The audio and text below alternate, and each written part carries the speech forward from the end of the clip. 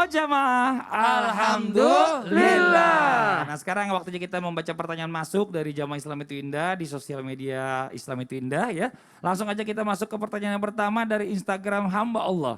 Assalamualaikum Ustadz, apa-apa saja kenikmatan yang hilang ketika seseorang kepala keluarga selingkuh digital? Wah, dan itu sudah berjalan waktu yang cukup lama. Dan istri memaafkan kesalahannya tapi tidak sepenuhnya mempercayainya. Sekarang karena istri awalnya percaya dengan sepenuh hati, apakah istrinya sangat berdosa Ustadz? Wah ini Ustadz Maulana silakan dijawab. Tafadhol Ustadz. Bismillahirrahmanirrahim. Makasih banyak Mas Fadli, pertanyaan sudah dibacakan dari media sosial, berarti jamaah yang di rumah dapat perhatian juga dari kita.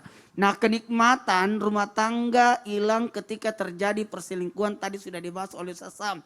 Yang jelas ketika orang sudah berselingkuh, sekali lagi, ketika orang sudah berselingkuh, maka dia sudah melakukan dosa yang menghinakan. Sekali lagi, tanha anil fahsai wal munkar. Apa itu? Dosa dan keinahan. Ada dosa yang berkaitan dengan mungkin dirinya nggak bermasalah sama yang lain. Tapi ketika dia sudah menghinakan diri, maaf, sudah merusak nasabnya. Merusak kepercayaan orang. Ini hati-hati yang berselingkuh.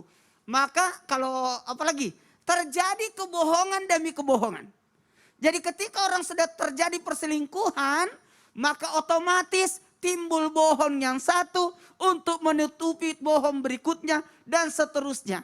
Dan yang paling berbahaya, piring itu kalau sudah pecah, kalau walaupun disatuin dipakai lem, tetap terjadi kelihatan retak. Kepercayaan sudah hilang. Kepercayaan itu bagaikan keperawanan. Kalau sudah hilang, hilanglah kepercayaan.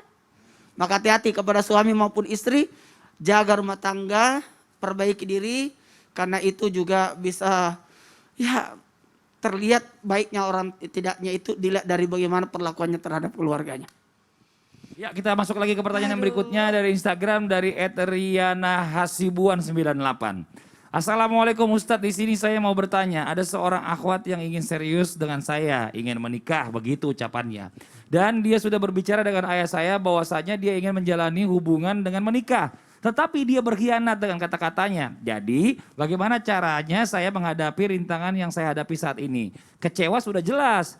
Tolong dijawab ya. Terima kasih Ustadz. Ustadz Sam dijawab, silakan nih. Yang tadinya dia udah dijanji-janji ini PHP nih namanya nih ya. Iya, yang pertama saya mau ini dulu luruskan, bukan akhwat ya, ikhwan gitu, karena Mbak ini perempuan Riana. Iya, Riana perempuan ke perempuan ke ikhwan maksudnya. Ya, makanya saya tadi bilang kok perempuan yang menghadap perempuan ayah juga. laki-laki gitu. Iya. Oh salah sebut berarti Cowoknya ikhwan. ghosting nih. Iya, cowoknya ghosting, akhirnya dia berkhianat dan kata-katanya bagaimana cara menghadapi rintangan. Ya kita ini apa namanya, meluruskan itu dengan cara sampaikan kepadanya, benar enggak? Kalau benar ya maju, kalau enggak benar ya silahkan mundur.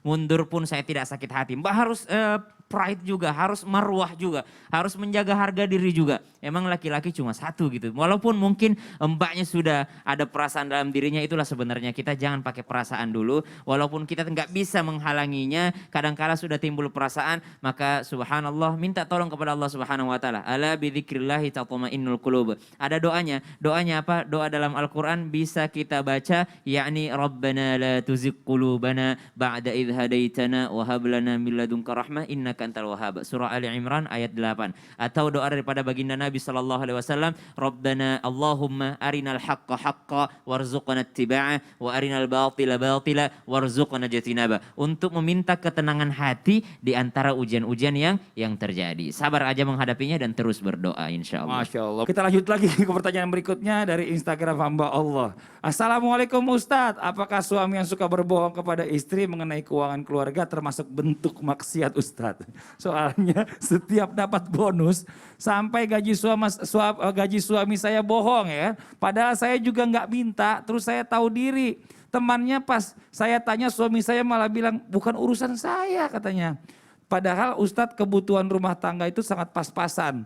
Saya sampai ngutang ke keluarga. Saya bilang suami saya lagi nggak ada uang katanya. Apa cara ngutang saya juga jadi maksiat? Soalnya saya bingung harus ngapain. Nah ini pertanyaannya besok-besok yang ngirim pertanyaan jangan disingkat-singkat ya, agak bingung bacanya kita. Iya, dijawab Bib, tafadhol Bib, silakan. Ya, baik. Waalaikumsalam, terima kasih jamaah yang sudah mengirimkan pertanyaan-pertanyaan ke Instagram Islam itu Indah.